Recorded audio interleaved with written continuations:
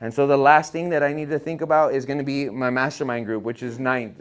Your network determines your net worth. You are who you surround yourself with. If you hang out with bums, you'll be a bum. If you hang out with winners, you'll be a winner. What does 50 Cent say, Ruben? If you're spending all day with someone who ain't got shit going on for themselves, what kind of information can they share with you for you to grow, for you to learn?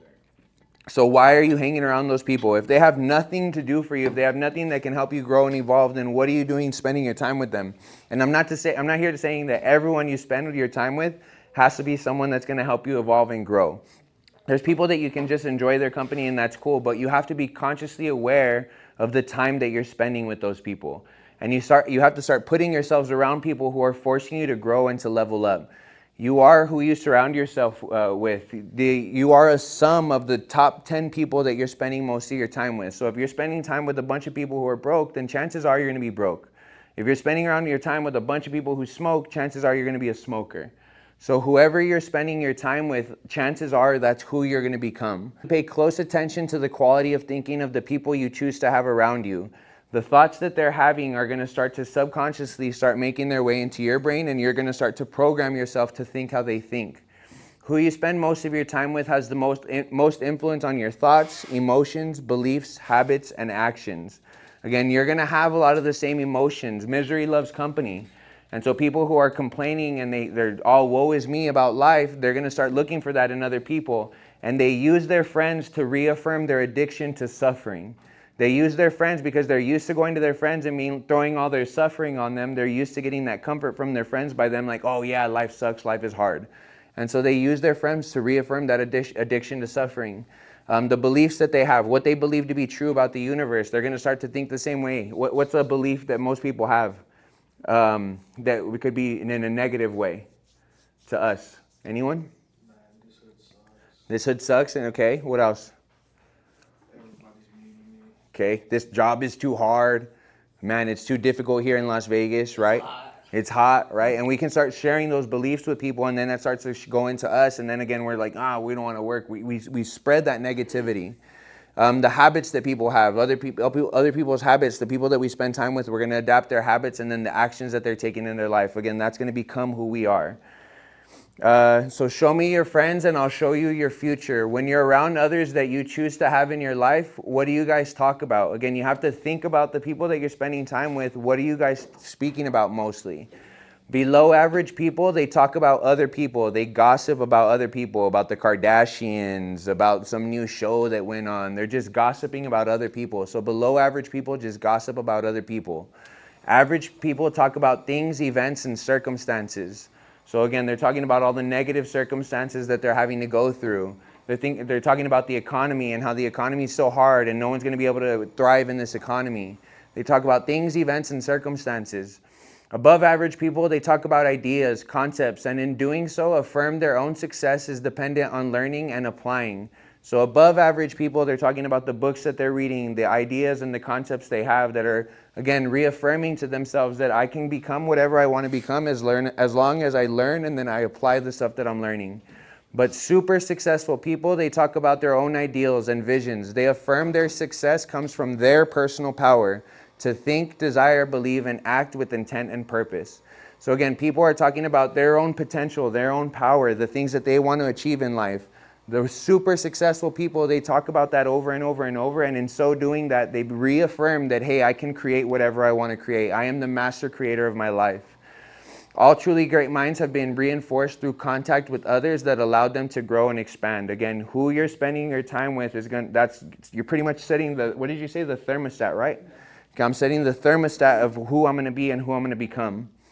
Okay. Last one. Sorry, I'm breezing past it super quick. We're a little bit low on time. Have people that challenge you. Most people choose to hang around people who don't challenge them because it's comfortable, or it's uncomfortable. I'm sorry.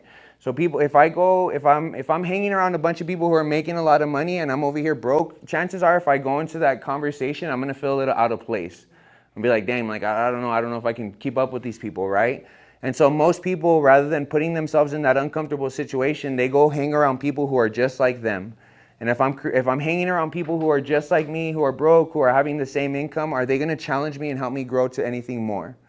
Not all the time, right? So I have to just hang around people who are going to force me to level up. It's hard to be around successful people. It shows you what you don't have. So again, all these people who are making all this money, who are having all these planes and all these jets, it's showing me that I don't have the things that I want in my life. And some people can't handle that. Again, rather than putting themselves in that pain and that suffering, they'd rather just hang around people who are just like them. So dissatisfaction is a creative state. When you're feeling dissatisfied, that's telling you like, hey, you have potential to become more. When you're feeling dissatisfied in yourself or you're dissatisfied in the results that you're getting, that's a good thing. It's telling you like, hey, you can go and you can do better. So whenever you're feeling dissatisfied, it's an opportunity for you to grow. It's telling you you need to grow, you need to level up. Have people around you that you are chasing, who inspire you to keep pushing. Have a pace setter. What's a pace setter? Who can take an idea at that? What's a pace setter? Go for it. It's like when you're running a race, you got someone who's running and he's running in 45 minutes. Mm-hmm. So you know that the 10K, he's going to be 45 minutes. The different one's a 50 minute, one's a 30 minutes. So he sets the pace for you so you know, and then at the end, you can beat him or outpace him at the end at the final stretch. There you go. So have someone you're keeping up with, someone that you're, in a sense, kind of competing with, right? And they're the ones that are kind of setting the bar for you, and you guys are going after something together. One of my best friends in Texas, Henry, he was one of my best friends. I know he's a hustler. I know he's grinding, so I'm constantly calling him and checking in on him to seeing how he's progressing. And if he starts doing a little bit better than me, I heard he made a little bit more money than me last year, I'm like, God damn it, I got to go harder. So he's my pace setter. We're always constantly pushing each other to help each other grow. Find someone to model. Look at someone who's created the life that you've wanted to create and then start to model that person. And then the last one, like I said, have someone you can compete with, someone that's constantly pushing you to be better. Fill your group of people who are going to force you to level up.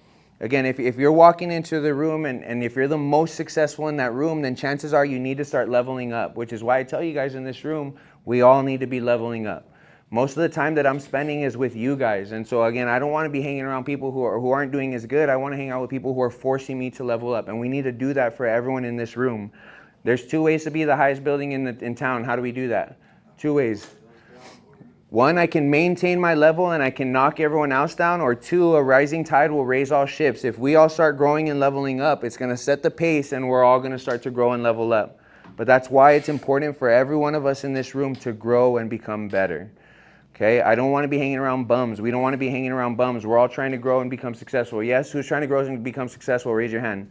So then we all need to be doing it so that we can rise each other up. A rising tide will raise all ships. Go for it. Can you go back real quick? Yeah. First bullet point. Yeah. Are you saying it's because it's predetermined? No, it's uncomfortable. Sorry, I messed that up. Oh, shit. It's uncomfortable. Sorry. Okay. Mentorship and coaches. So it's good to have a mentor or a coach. You can use the knowledge of other people to help you get to where you want to go and speed up the process to becoming successful. All I have to do, and how can I get a mentorship nowadays? Do I have to go and find someone that is going to speak to me and talk to me, or what's some ways I can get a mentor in life? YouTube. There you go. The Hoodfellas original.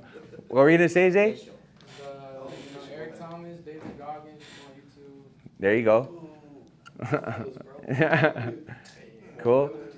So I can use social media. I can use social media to follow other people and to watch what they're doing, and I can use them to force me to level up and grow. I can look at who they are, what are their thoughts that they have, what are the actions that they have, what are the beliefs that they have, and then I can start to emulate those in my own life. And I could use the knowledge that they give to me. Everyone's giving out free knowledge right now.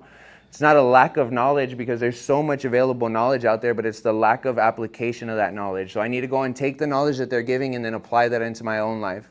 And if I can do that, it'll speed up the process and get me to where I want to go quicker. It holds you accountable. You have someone that's going to hold you accountable. Any mentor can be there, or a coach can be there talking to you and being like, hey, you need to be doing these things. We can all do that for each other. We can all be each other's coaches and make sure that we're doing the things that we said that we're going to do. This isn't a means for people to do your thinking, but to stimulate your own thinking. These people aren't here to just tell you, hey, this is the way that you need to think. You're just taking in this information so that you can start to stimulate and create your own thinking, your own way of thinking, and then learn your own techniques, your own skills, and then develop them in your own life. So 8-step mastermind is just think about who you're spending your time with. Don't be spending your time with people who are holding you back. Have time with people who are lifting you up and moving you closer to your goals. Cool? That's all I got for today. Zach, let's wrap it up. Let's break us off. Let's have a good day. Wait. Oh, okay. Should we explain how? Nah, just do it. They'll catch on. Let's go. Just catch on.